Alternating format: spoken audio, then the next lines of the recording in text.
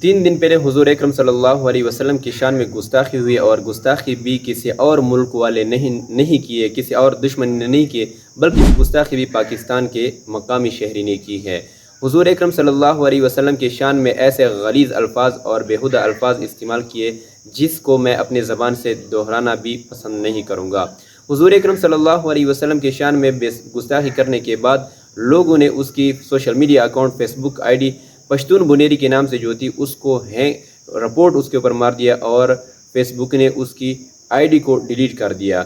उसने दूसरी आईडी उसी शिकस्त की बुनियाद पर दूसरी आईडी पश्तून बुनेरी के नाम से बना लिया और उसको फिर हुजूर अकरम सल्लल्लाहु अलैहि वसल्लम की गुस्ताखी के लिए वक़्फ़ कर दिया। उसके ऊपर हुजूर अकरम सल्लल्लाहु अलैहि वसल्लम की गुस्ताखी के हवाले से पोस्टें करते रहे।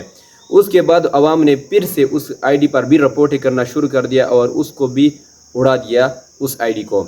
उसके बाद उसने शिकस्त में आते हुए तीसरी आईडी भी बनाई और कहा कि ए मुसलमानों, तुम्हें शर्म आनी चाहिए, रिपोर्टें मत भरो, अगर हिम्मत है तो मुकाबला करो। और फिर हुजूर अकरम सल्लल्लाहु अलैहि वसल्लम की शान में गुस्ताखी की है और हुजूर अकरम सल्लल्लाहु अलैहि वसल्लम की शान में गुस्ताखी भी उन्होंने पश्तो ज़बान में की है और आईडी का नाम भी पश्तून बुनेरी रखा गया है।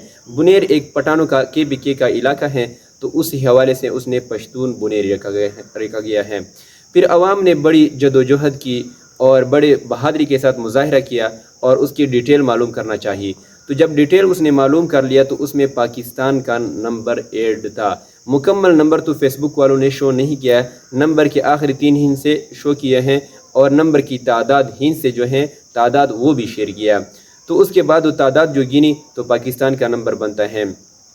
अब सवाल ये बनता है कि उसने हुजूर अकरम सल्लल्लाहु अलैहि वसल्लम जिसके नाम पर ये पूरी कायनात बनी है उसकी शान में गुस्ताखी की है, हुकूमत ने इस पर कोई एक्शन नहीं लिया। पाकिस्तान की हुकूमत और ख़ास कर KPK की हुकूमत ने उस पर कोई एक्शन नहीं लिया।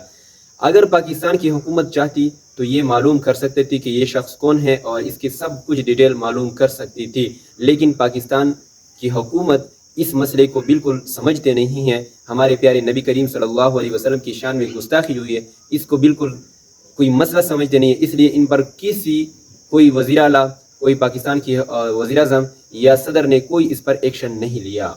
अब बात कुछ यूँ बनती है कि पहले जब हुजूर अकरम सल्लल्लाहु अलैहि वसल्लम की शान में गुस्ताखी हो जाती थी, कोई और मुल्क वाला हुजूर अकरम सल्लल्लाहु अलैहि वसल्लम की शान में गुस्ताखी कर लेता था तो फिर अवाम एहतिजाज के लिए सड़कों पर आना शुरू हो जाते थे।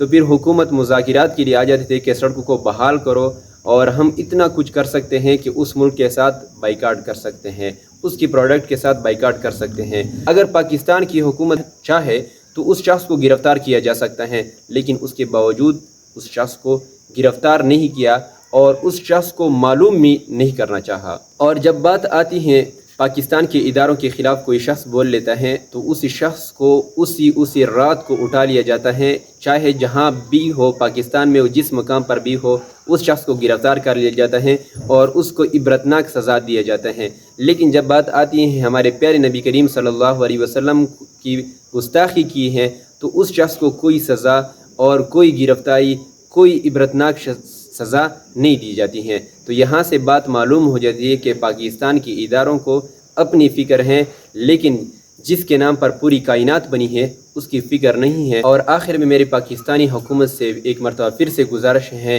कि इस शख्स को गिरफ़्तार कर लिया जाए, इस शख्स को मालूम कर लिया जाए और इस शख्स को इबरतनाक सज़ा दिया जाए। अगर आप लोग मेरे साथ मुत्तफ़िक हो तो अपनी राय ज़रूर दे देना। शुक्रिया।